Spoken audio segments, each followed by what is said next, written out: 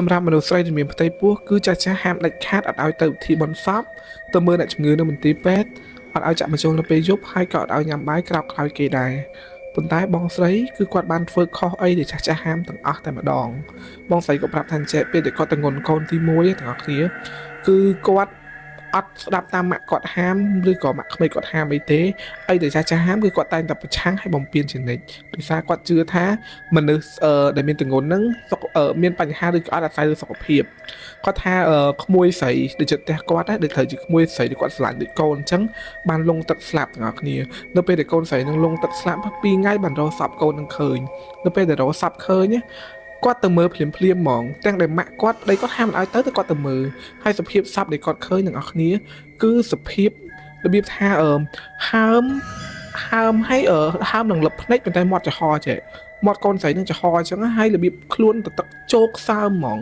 គឺសភាពសពនឹងដែលគាត់បានឃើញហើយគាត់ថាតាំងពីគាត់ឃើញសពនឹងមកអារម្មណ៍គាត់លក្ខណៈសម័យឃើញរូបភាពអស់ហ្នឹងណាទាំងអស់គ្នាវាដិតជាប់នៅកែវភ្នែកគាត់ហ្មងហើយដល់ថ្ងៃបុណ្យសពពេលគេធ្វើពិធីបុណ្យសពម៉ាក់គាត់និងប្តីគាត់ហាមទៀតហាមមិនឲ្យទៅពិធីបុណ្យសពដាច់ខាតប៉ុន្តែដល់គាត់និយាយថាមិនអត់គាត់ថានឹងក្មួយសម្លាញ់របស់គាត់មានត្រូវខ្លាចទេគាត់មានខ្វល់ទេគាត់ត្រូវទៅកម្មវិធីបុណ្យសពនឹងឲ្យបានគាត់ទៅមែនគាត់ជំនះទៅតតបានមែនអាងទៅនៅផ្ទះចិត្តគ្នាទាំងអស់គ្នាគឺគាត់ទៅរហូតហ្មងទៅចាប់មកកម្មវិធីពេញអញ្ចឹងណាហើយគាត់ថាទាំងអស់គ្នានៅពេលដែលគេបើកមើលសពចុងក្រោយក៏គាត់បានមើលសពនឹងដែរហើយគាត់ថាគាត់មានខ្លាចក្មួយខ្លួនឯងអារម្មណ៍គាត់ខ្លាចហ្មងគាត់ថាម្លងបានប្រហែលជាខ្ទង់7ថ្ងៃទៅ10ថ្ងៃគាត់ថា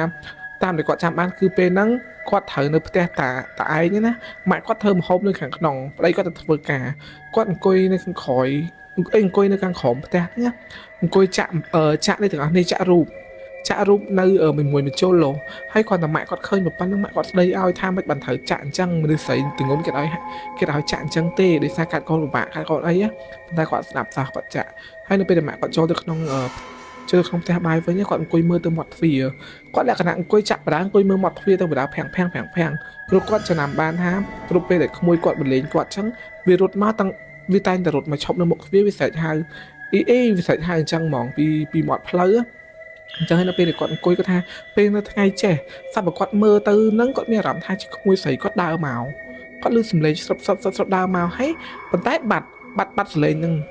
វិញអញ្ចឹងណាបន្ទាប់មកស្ទុះទៅគឺឃើញហ្មងឃើញក្មួយស្រីគាត់គឺឈរនៅមាត់ទ្វារនឹងហ្មងជាមួយនឹងសភាពហើមរបៀបជាមួយសភាពហើមភ្នែកឡើងលៀនហើយមាត់ចំហចេះរបៀបអញ្ចឹងទាំងនេះគាត់ឃើញនៅមាត់ទ្វារគាត់ថាឃើញតែមួយផ្លែតតែដល់5វិនាទីហើយគាត់ក៏គិតថាប្រហែលជាគាត់នឹងសម័យឬមួយក៏គាត់ឃើញរូបភាពនឹងហើយវាដិតជាប់នៅកែវភ្នែករបស់គាត់ហើយអាហ្នឹងវាក៏ជាអត់បញ្ហាគាត់ខ្លាចដែរហើយគាត់ថានៅពេលយប់ហ្នឹងគឺគាត់នឹងប្តីគាត់ញ៉ាំបាយនៅក្នុងកញ្ចុះនៅគៀនផ្ទះនៅកញ្ចុះនៅគៀនផ្ទះហ្នឹងហ្មងហើយគាត់គឺញ៉ាំយូរខ្លាំងមែនតើ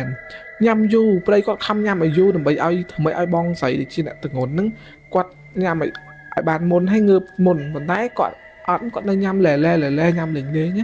ស្រាប់តែញ៉ាំបាយទាំងឲ្យដាច់អំពូលលើដាច់អំពូលលើមកទៅហឹងហ្មងវាលក្ខណៈថាដាច់ឲ្យលុតឆឹងហ្មងនៅពេលដាច់ឲ្យលុតឆឹងអញ្ចឹងប្តីគាត់ក៏ចូលទៅយក7ហើយនឹងអំពូលថ្មីមកដូរប៉ុន្តែគាត់ថានៅពេលប្តីគាត់ទៅបាត់ទាំងអស់គ្នាគាត់មានអារម្មណ៍ថាមានតំណក់ទឹកធ្លាក់មកលើខ្លួនគាត់ហ្មងធ្លាក់មកលើនៅខ្លួនគាត់ណាតែនៅពេលដែលគាត់ងើយមើលទាំងអស់គ្នាងើយមើលលើគឺគាត់ឃើញជារូបភាពក្មួយស្រីគាត់កំពុងអោនមើលគាត់ចែកហើយសភាពខ្លួនវាគឺទៅទឹកជោកដូចជាឡើងព្រឺស្បល់ទៅទឹកជោកគាត់ភ្នែកវាប្រឹងបើកឲ្យធំចែកទាំងដែលវាលឹបហើមហើយគឺមាត់ចំហមើលមកគាត់អញ្ចឹងហ្មងគាត់ថាគាត់ឃើញមិនហ្នឹងគាត់ស្ទុះក្រោកឲ្យស្រែកអ៊ុយរបៀបស្រែកអ៊ុយប៉ុណ្ណាប្តីគាត់មកវិញនៅពេលប្តីគាត់មកវិញអញ្ចឹងអីទៅទឹកធ្លាក់លើខ្លួនគាត់ហ្នឹងវាបាត់អស់លេងវាមានហ្មងហើយពេលហ្នឹងដែលគាត់ចាប់ផ្ដើមដឹងថាប្រហែលជាខ្មោចប្អូនក្មួយគាត់ហ្នឹងមកលេងគាត់ថាប្រហែលជាខ្មោចក្មួយគាត់មកលេងគាត់ហើយគាត់ឃើញម្ដងទៀតទាំងអស់នេះគឺគាត់នៅលើផ្ទះគាត់ថានៅលើផ្ទះកំពុងរៀបបិទប្អួយប៉ុន្តែនៅពេលដែលភ្នែកគាត់ស្លឹងចុះទៅក្រោមគាត់ឃើញក្មួយស្រីគាត់ហ្នឹងឈរនៅខាងក្រោមខ្លួនវាគឺដូចសភាពសពដែលវាស្លាប់អញ្ចឹងគឺឈរមើលមកគាត់ហើយភ្នែកវាឡើងប្រឹងបើកមកមើលគាត់ហើយមាត់នៅចំហដដែលអញ្ចឹងហើយគាត់ថាហ្នឹងក៏គាត់ទៅខ្លាចខ្លាំងដូចការយល់សប្តិដែរគាត់ថានៅក្នុងយល់សប្តិគាត់ហ្នឹងទាំងអស់គ្នាគឺគាត់កំពុងអង្គុយនៅមុខផ្ទះគាត់តែអង្គុយនៅមុខផ្ទះសម្រាប់ក្មួយស្រីគាត់ហ្នឹងគឺដើរមកប៉ុន្តែសភាពវាគឺស្អាតដូចវានៅរស់ធម្មតាអញ្ចឹងសភាពវាមកហើយសួរចេះសុំនៅដែរមកអីរបៀបអញ្ចឹងហើយគាត់ថានៅមិន ពោះអ៊ី7 ខែអ៊ីឲ្យគេនៅឯនៅអត់កើតទេរបៀបចាំកូនក្រោយគាត់នឹងនិយាយប៉ុណ្ណឹងវាមកប្រែមកជាខ្លួនហើមភ្នែកលៀនឲ្យហាមាត់របៀបហាមាត់ចក្រងភ្នែកឡើងក្រហមហ្មងឲ្យដាល់ពោះគាត់ច្រើនដៃគាត់ថានៅក្នុងយល់សពហ្នឹងគឺគាត់ភ័យមែនតើថាវាដាល់ពោះច្រើនដៃដាល់ពោះចំបាច់ពោះគាត់ទៀតតែនៅពេលដែលគាត់ស្ទុះដឹងខ្លួនឡើងគឺប្តីគាត់នៅចិត្តគាត់ក៏ថាបើពេលហ្នឹងបើសិនជាប្តីគាត់នៅចិត្តគាត់ណាគឺគាត់ត្រូវកៀងងាប់ហ្មងដោយសារគាត់ខ្លាចឡើងញ័រខ្លួនណាហើយគាត់ប្រាប់រឿងហ្នឹងទៅម៉ាក់គាត់ទៅប្តីគាត់ណាបើម៉ាក់គាត់ស្ដីឲ្យហ្មងថាសមត្រូវអញ្ចឹងហីប្រាប់ស្ដាប់ចាស់ប្រាប់ឲ្យអត់ស្ដាប់របៀបអត់ស្ដាប់តាមចាស់អញ្ចឹងគាត់នៅរឹងតឹងគាត់ថាមានពេលម្ដងនឹងទៀតទាំងអស់គ្នាគឺម៉ោងទឹកនឹង6 ល្ងាចណាគាត់មកសាកអាវនៅក្រោយផ្ទះហើយគាត់កំពុងតែសាកអាវទាំងអស់គ្នាគឺគាត់ស្ដាប់តែឃើញក្មួយស្រីគាត់នឹងឈរនៅមុខគាត់នឹងហ្មងឈរនៅមុខគាត់ស្លក់គាត់ចេះឲ្យភ្នែកវាឡើងក្រហមឲ្យខ្លួនវាទឹកឲ្យហូរទឹកតក់ឲ្យគាត់ឃើញគាត់ថាគាត់ឃើញប៉ុណ្្នឹងគាត់បោះកៅអៅចោលគាត់រត់ទៅលើផ្ទះប៉ុន្តែពេលដែលគាត់កំពុងរត់ឡើងទៅលើផ្ទះហ្នឹងគាត់ថាវាមកចាប់ជើងវាដៃវាឡើងសើហ្មងមកចាប់ជើងឲ្យដូចចង់ទាញគាត់ទម្លាក់ទៅលើចដាប៉ុន្តែពេលហ្នឹងគាត់ទប់ចដាជាប់គាត់ថាគាត់ទប់ចដាជាប់ហ្មងហើយសំណាងដាក់ប៉ះពាល់ដល់កូនគាត់បានគាត់ពេលហ្នឹងគឺគាត់ខ្លាចខ្លាំងគាត់ប្រាប់ម៉ាក់គាត់សុំដូរផ្ទះទៅនៅផ្ទះដែលនៅឆ្ងាយតែមួយទៀតនៅឆ្ងាយពីហ្នឹងសិនតម្រាំសម្រាលកូនហើយព្រោះគាត់ខ្លាចក្មួយគាត់ខ្លាំងមែនតើហើយវាទៅបញ្យោស័ព្ទរបស់ម៉ែវាហ្មងថាវាចង់នៅមួយអ៊ីដោយសារវាខ្លាចអ៊ីរបៀបចង់នៅមួយអ៊ីហើយគាត់ក៏គិតដែរថាចេះប្រហែលជា